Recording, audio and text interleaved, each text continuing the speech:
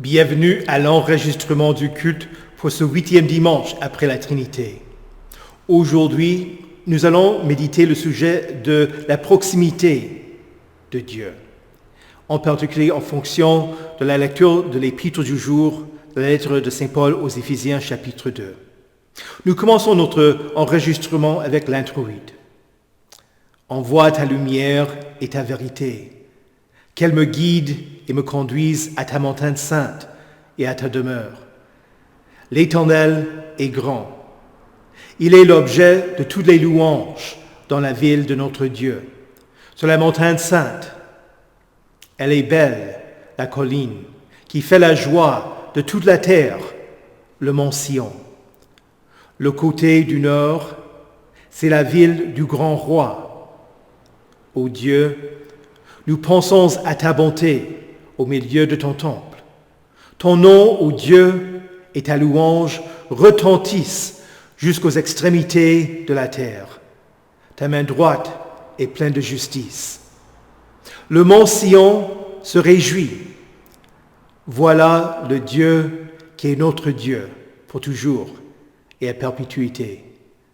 Il sera notre guide jusqu'à la mort. Au nom du Père et du Fils et du Saint-Esprit. Amen.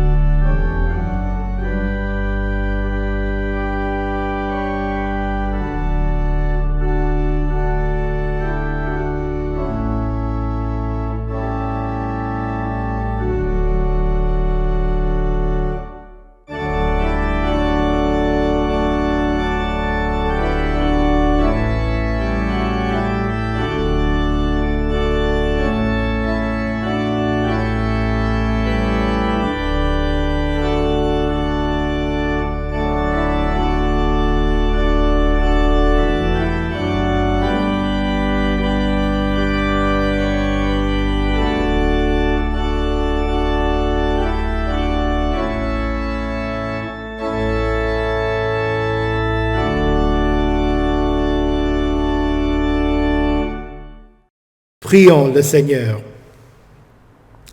Accorde-nous, Seigneur, nous t'en supplions, l'esprit qu'il faut pour concevoir et faire toujours ce qui est juste, afin que nous, qui ne pouvons rien faire de bien sans toi, nous soyons par toi rendus capables de vivre selon ta volonté. Par Jésus-Christ, ton Fils, notre Seigneur, qui vit et règne avec toi et le Saint-Esprit, un seul Dieu, maintenant et pour les siècles des siècles. Amen. Écoutez avec respect et recueillement les lectures pour ce 8e dimanche après la Trinité.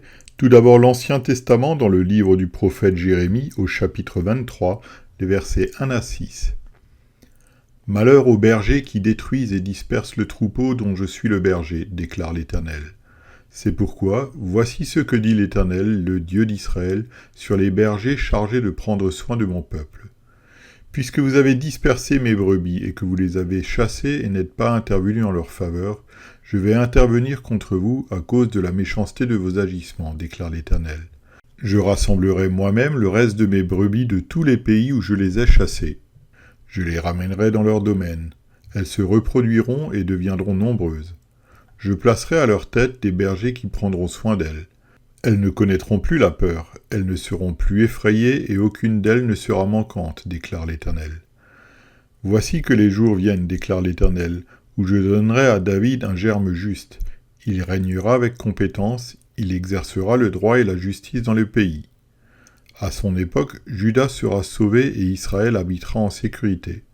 Voici le nom dont on l'appellera, l'Éternel notre justice. Ici prend fin la lecture de l'Ancien Testament. Écoutez également l'épître de Paul aux Éphésiens, au chapitre 2, les versets 13 à 22. Mais maintenant, en Jésus-Christ, vous qui autrefois étiez loin, vous êtes devenus proches par le sang de Christ.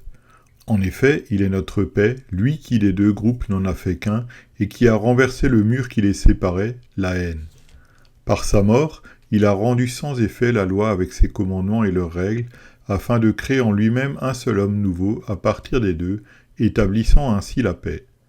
Il a voulu les réconcilier l'un et l'autre avec Dieu en les réunissant dans un seul corps au moyen de la croix, en détruisant par elle la haine.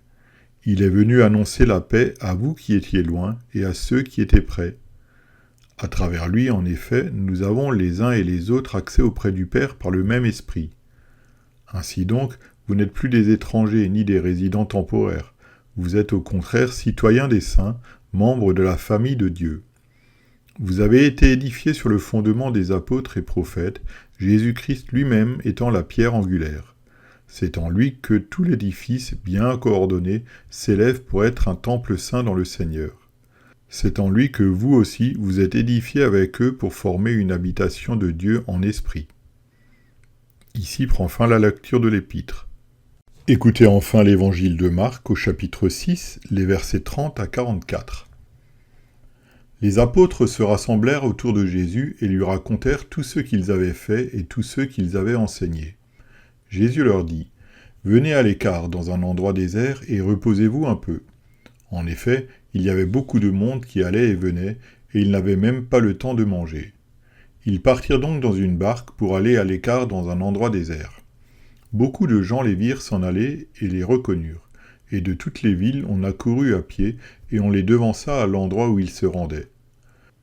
Quand il sortit de la barque, Jésus vit une grande foule et fut rempli de compassion pour eux, parce qu'ils étaient comme des brebis qui n'ont pas de berger, et il se mit à leur enseigner beaucoup de choses. Comme l'heure était déjà bien tardive, ses disciples s'approchèrent de lui et dirent : « Cet endroit est désert, et il est déjà tard. Renvoie-les, afin qu'ils aillent dans les campagnes et dans les villages des environs pour s'acheter du pain, car ils n'ont rien à manger. » Jésus leur répondit : « Donnez-leur vous-même à manger. » Mais ils lui dirent : « Faut-il aller acheter des pains pour 200 pièces d'argent et leur donner à manger ?» Il leur dit : « Combien de pains avez-vous ?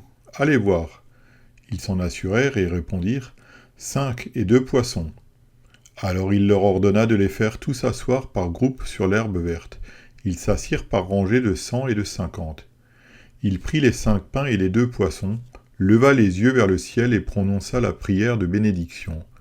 Puis il rompit les pains et les donna aux disciples afin qu'ils les distribuent à la foule. Il partagea aussi les 2 poissons entre tous. Tous mangèrent et furent rassasiés, et l'on emporta 12 paniers pleins de morceaux de pain et de ceux qui restaient des poissons. Ceux qui avaient mangé les pains étaient au nombre de 5000 hommes. Ici prend fin la lecture de l'Évangile. Heureux ceux qui écoutent la parole de Dieu et qui la gardent. Confessons notre foi. Je crois en Dieu, le Père Tout-Puissant, Créateur du ciel et de la terre. Je crois en Jésus-Christ, son Fils unique, notre Seigneur, qui a été conçu du Saint-Esprit et qui est né de la Vierge Marie. Il a souffert sous Ponce Pilate, il a été crucifié, il est mort, il a été enseveli. il est descendu aux enfers. Le troisième jour, il est ressuscité des morts, il est monté au ciel, il siège à la droite de Dieu, le Père Tout-Puissant, et il viendra de là pour juger les vivants et les morts. Je crois au Saint-Esprit, la Sainte Église universelle, la communion des saints, la rémission des péchés, la résurrection de la chair et la vie éternelle. Amen.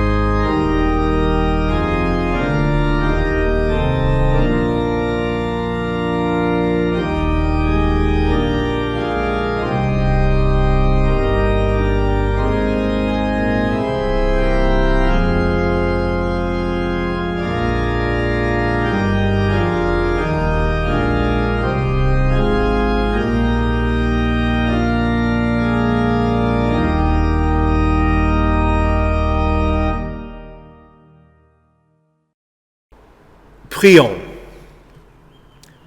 Ô Éternel, notre justice, toi qui rassembles tes brebis et places à leur tête des bergers, qui as chargé tes disciples de nourrir la foule et qui envoie toujours des pasteurs rassasier ton troupeau, ouvre nos oreilles pour que nous entendions ta sainte parole et prépare nos cœurs pour que nous recevions dignement et avec joie la Sainte Seine, le corps et le sang de notre Sauveur Jésus-Christ, pour le pardon de nos péchés. Amen. Saints de Dieu, précieux et bien-aimés, que la grâce et la paix vous soient données de la part de Dieu notre Père et du Seigneur Jésus-Christ. Amen.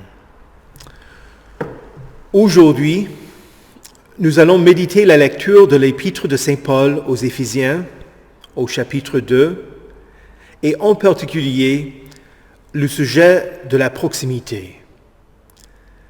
Dans l'Ancien Testament, Dieu appela un peuple particulier, les Israélites. Il créa des lois qui les séparaient des nations. Il établit un culte qui permettait au peuple pécheur de se tenir en sa présence.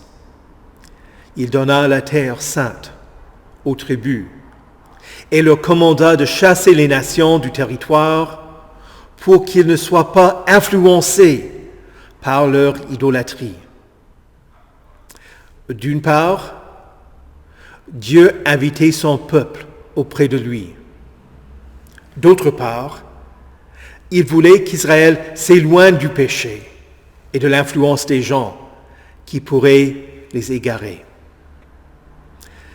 La loi et ses exigences créa une séparation.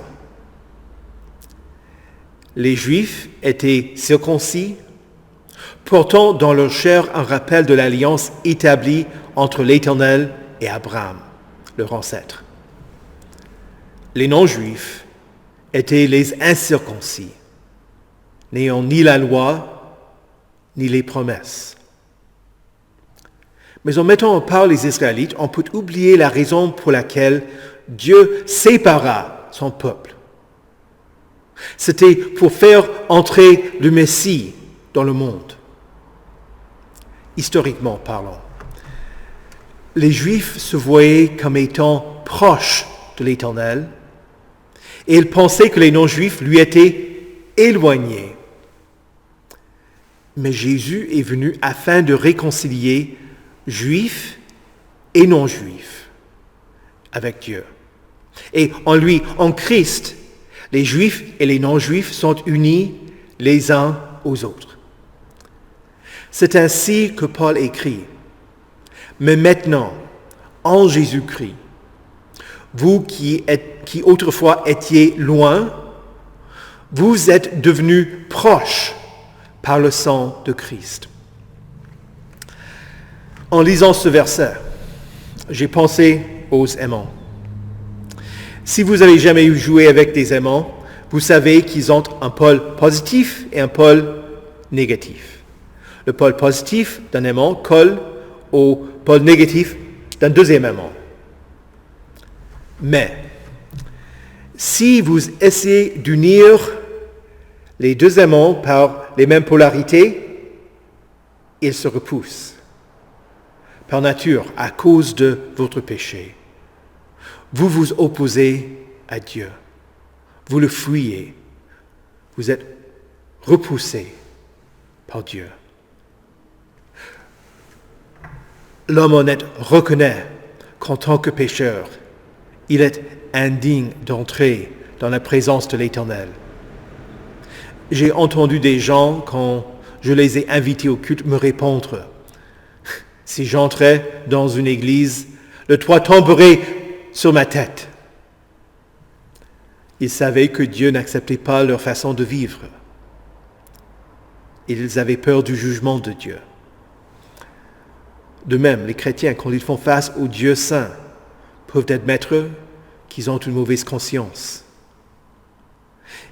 Parfois, les gens évitent l'Église et n'assistent pas au culte quand il y a une lutte intérieure entre les désirs de la chair et ce que Dieu enseigne. Quand ils sentent le fardeau de la loi et reconnaissent qu'ils sont indignes. Dieu me dit que je dois vivre de cette manière et pourtant je ne le fais pas, je suis hypocrite. Ils n'ont pas tort. Personne n'accomplit la loi de Dieu.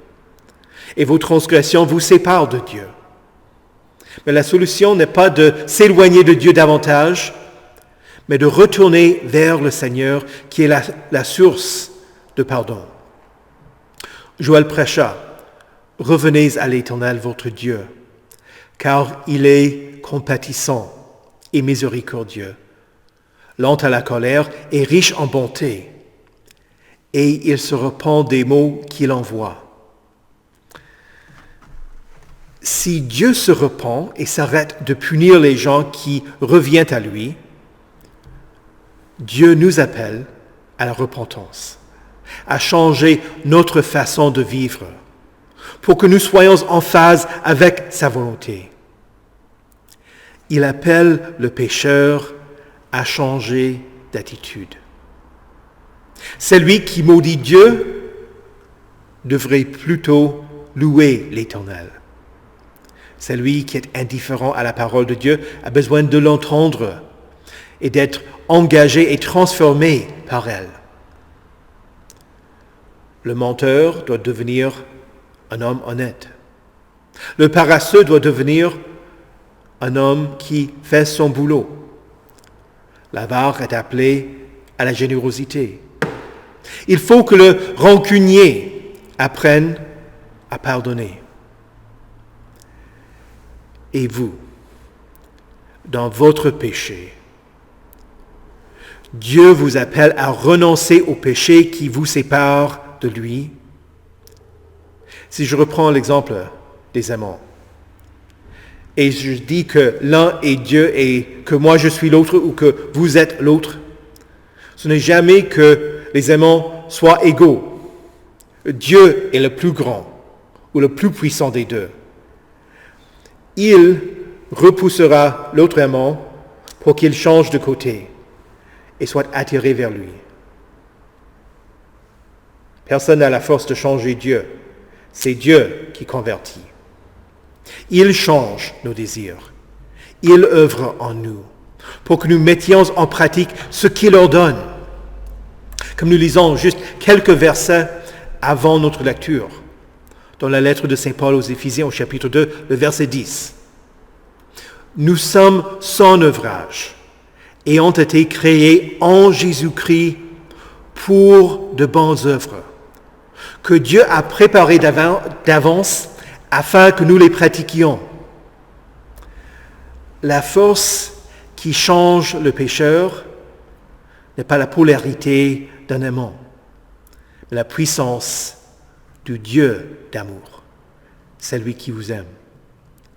C'est le sang de Christ dans l'Ancien Testament.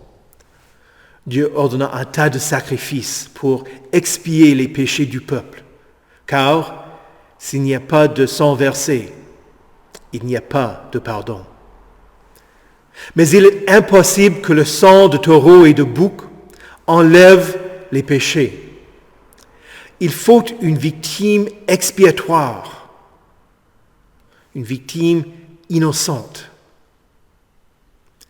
Il était nécessaire que Dieu devienne homme afin de réconcilier les hommes avec Dieu.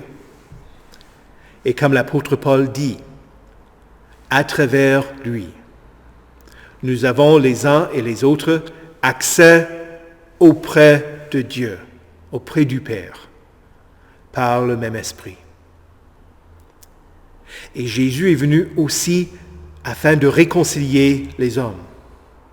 Dans le contexte de notre péricope, il s'agit de la paix entre les Juifs et les non-Juifs. Ce n'est pas que Dieu abolit la loi de l'Ancien Testament en l'abrogeant et en l'effaçant, non. Par sa mort, Jésus a rendu sans effet la loi avec ses commandements et leurs règles. Comment? Parce que Jésus a obéi à la loi sans commettre de péché. Jésus a satisfait ce que la loi exige, une vie sainte. Un homme sans péché s'est donné en sacrifice. Et quiconque croit en lui sera sauvé. C'était à cause du péché que l'Éternel avait établi la loi qui séparait les Juifs des non-Juifs. Parce que la loi aussi nous sépare de Dieu. Mais Dieu lui-même, en la personne de Jésus, le Fils de Dieu, est venu afin de réunir les deux et de faire pour lui-même un seul peuple, le peuple de Dieu, son Église. L'Église n'est pas fondée sur la généalogie, mais sur le fondement de la foi en Jésus-Christ.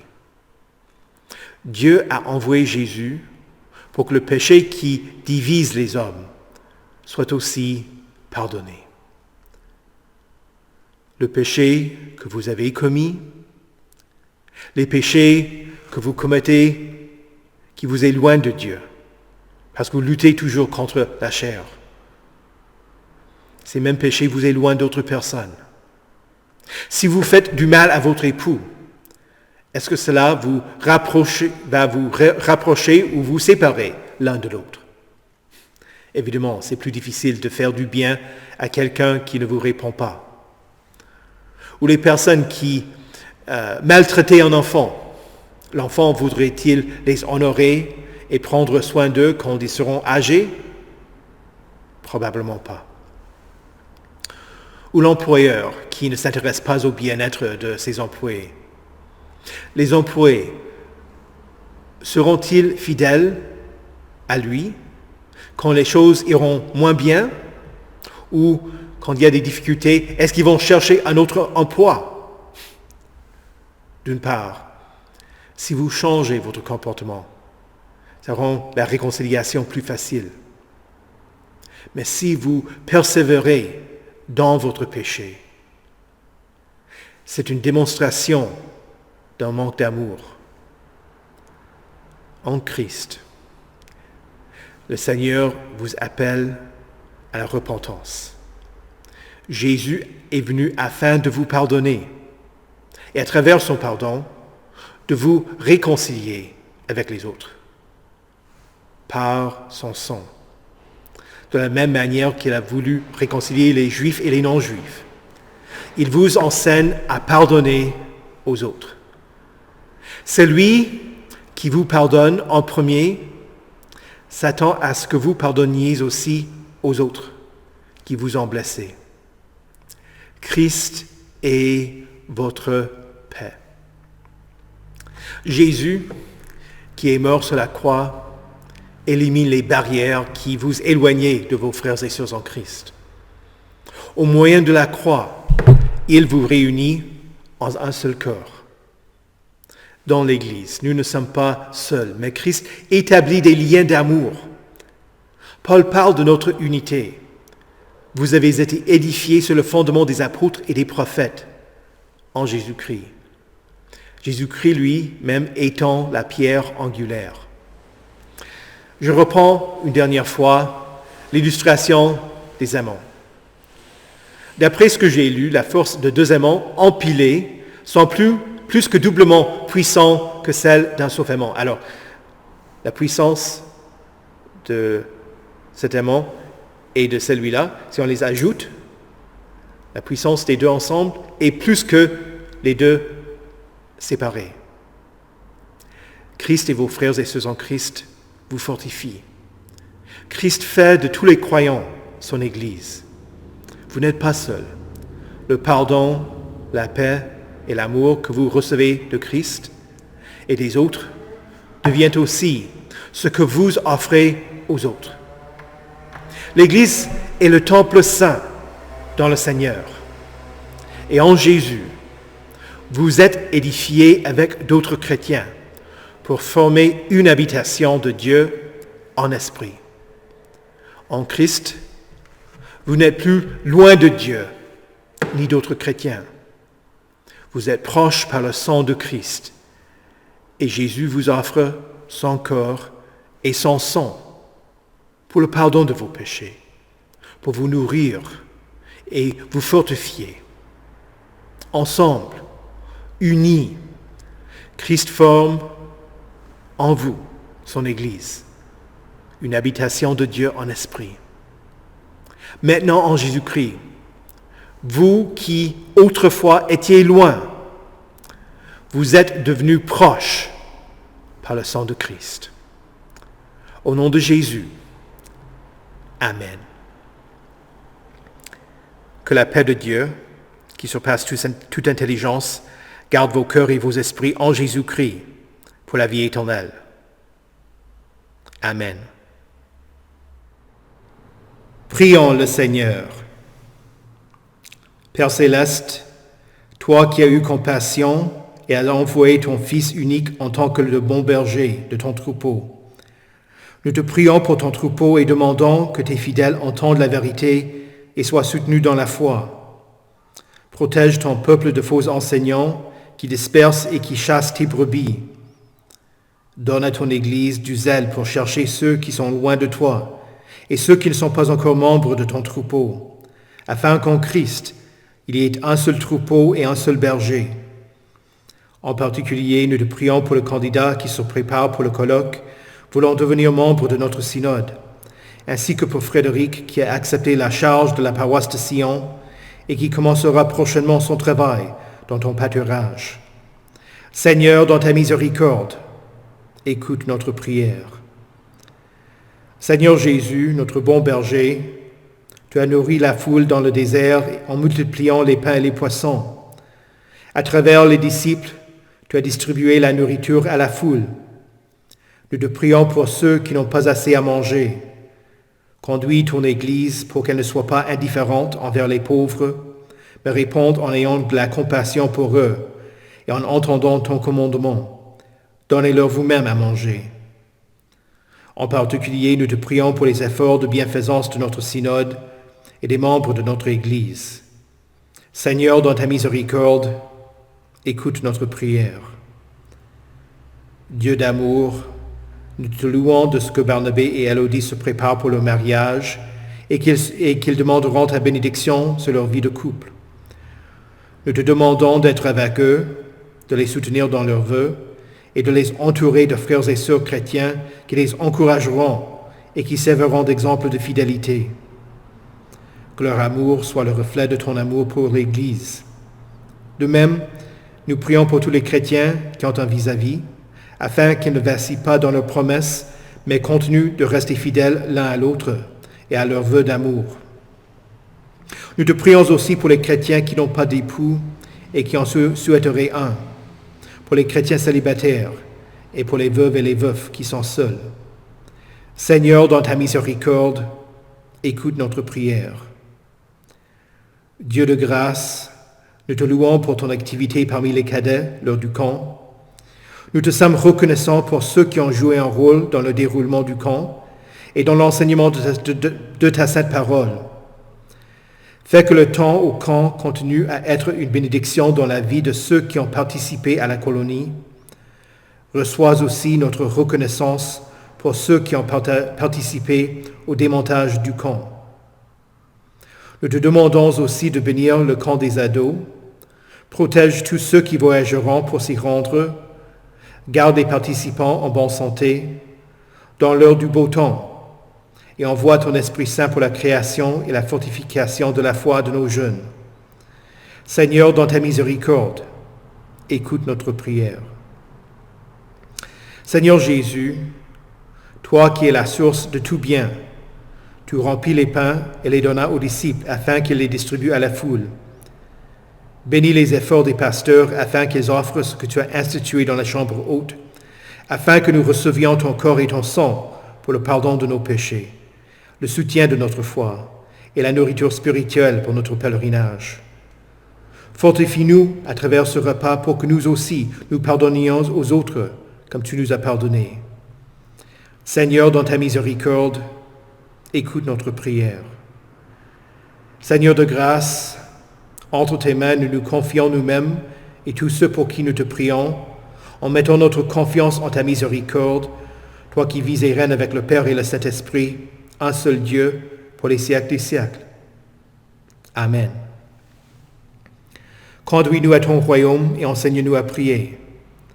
Notre Père, qui es aux cieux, que ton nom soit sanctifié, que ton règne vienne, que ta volonté soit faite sur la terre comme au ciel. Donne-nous aujourd'hui notre pain de ce jour. Pardonne-nous nos offenses, comme nous pardonnons aussi à ceux qui nous ont offensés. Et ne nous laisse pas entrer en tentation, mais délivre-nous du mal. car c'est à toi qu'appartiennent le règne, la puissance et la gloire au siècle des siècles. Amen. Recevez la bénédiction de l'Éternel. Que le Seigneur vous bénisse et vous garde. Que le Seigneur fasse luire sa face sur vous et qu'il vous accorde sa grâce. Que le Seigneur tourne son visage vers vous et qu'il vous donne sa paix.